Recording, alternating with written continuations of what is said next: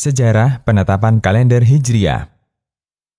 Masyarakat Arab sejak masa silam, sebelum kedatangan Islam, telah menggunakan kalender Komariah, yaitu kalender berdasarkan peredaran bulan.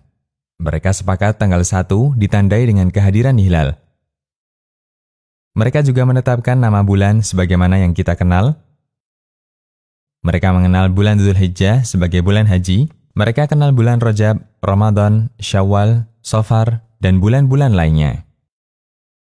Bahkan mereka juga menetapkan adanya 4 bulan suci, yaitu Dzulqa'dah, Dzulhijjah, Safar awal atau Muharram, dan Rajab. Selama 4 bulan suci ini, mereka sama sekali tidak boleh melakukan peperangan. Hanya saja, masyarakat Jazirah Arab belum memiliki angka tahun. Mereka tahu tanggal dan bulan, tapi tidak ada tahunnya. Biasanya, acuan tahun yang mereka gunakan adalah peristiwa terbesar yang terjadi ketika itu. Kita kenal ada istilah tahun gajah, karena pada saat itu terjadi peristiwa besar, serangan pasukan gajah dari Yaman oleh Raja Abraha. Tahun Fijar, karena ketika itu terjadi perang Fijar. Tahun renovasi Ka'bah, karena ketika itu Ka'bah rusak akibat banjir dan dibangun ulang. Terkadang mereka juga menggunakan tahun kematian tokohnya sebagai acuan, semisal 10 tahun setelah meninggalnya Ka'ab bin Lu'ay. Keadaan semacam ini berlangsung terus sampai zaman Nabi SAW dan Khalifah Abu Bakar radhiyallahu anhu. Ketika itu, para sahabat belum memiliki acuan tahun. Acuan yang mereka gunakan untuk menamakan tahun adalah peristiwa besar yang terjadi ketika itu. Berikut beberapa nama tahun di masa Nabi SAW. 1. Tahun Idin atau Sanatul Idni, karena ketika itu kaum muslimin diizinkan oleh Allah untuk berhijrah ke Madinah. 2. Tahun Perintah atau Sanatul Amri, karena mereka mendapat perintah untuk memerangi orang musyrik. 3. Tahun Tamhis, artinya ampunan dosa. Di tahun ini, Allah menurunkan firman-Nya ayat 141 surat Ali Imran yang menjelaskan bahwa Allah mengampuni kesalahan para sahabat ketika perang Uhud. 4. Tahun Zilzal atau ujian berat. Ketika itu kaum muslimin menghadapi berbagai cobaan ekonomi, keamanan, krisis pangan, karena perang Khandaq, dan seterusnya. Arsyiv Multaqa Ahlul Hadis. Sampai akhirnya di zaman Umar bin Khattab radhiyallahu anhu menjadi khalifah.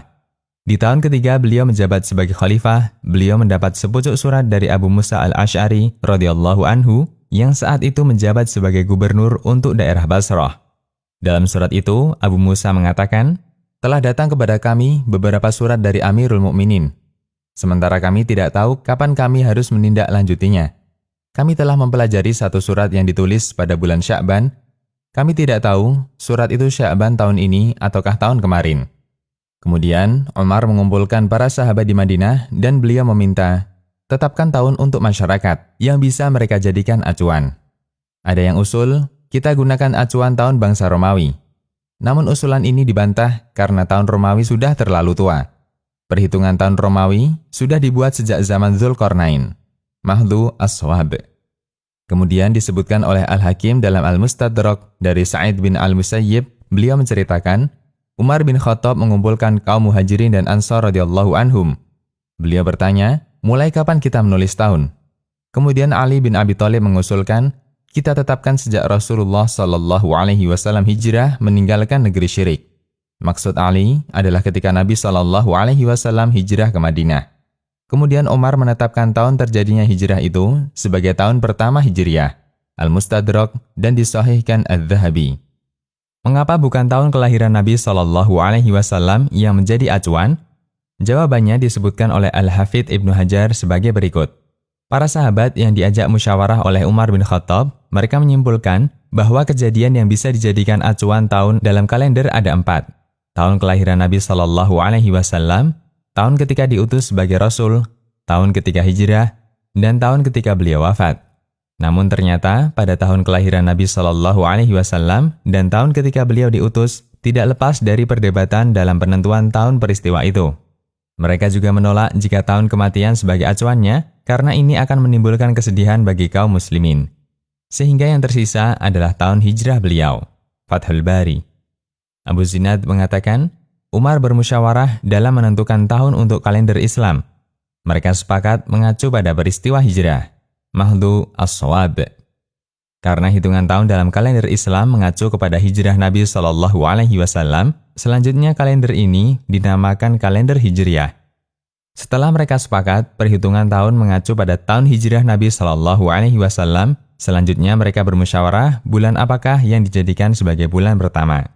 Pada musyawarah tersebut, Utsman bin Affan radhiyallahu anhu mengusulkan agar bulan pertama dalam kalender Hijriah adalah Muharram, karena beberapa alasan. 1. Muharram merupakan bulan pertama dalam kalender masyarakat Arab di masa silam. 2. Di bulan Muharram, kaum muslimin baru saja menyelesaikan ibadah yang besar, yaitu haji ke Baitullah. 3. Pertama kali munculnya tekad untuk hijrah terjadi di bulan Muharram, karena pada bulan sebelumnya, Dzulhijjah, beberapa masyarakat Madinah melakukan baiat Aqabah yang kedua, Fathul Bari. Sejak saat itu, kaum muslimin memiliki kalender resmi, yaitu kalender Hijriah, dan bulan Muharram sebagai bulan pertama dalam kalender tersebut. Demikian, Allahu a'lam. Konsultasi Syariah.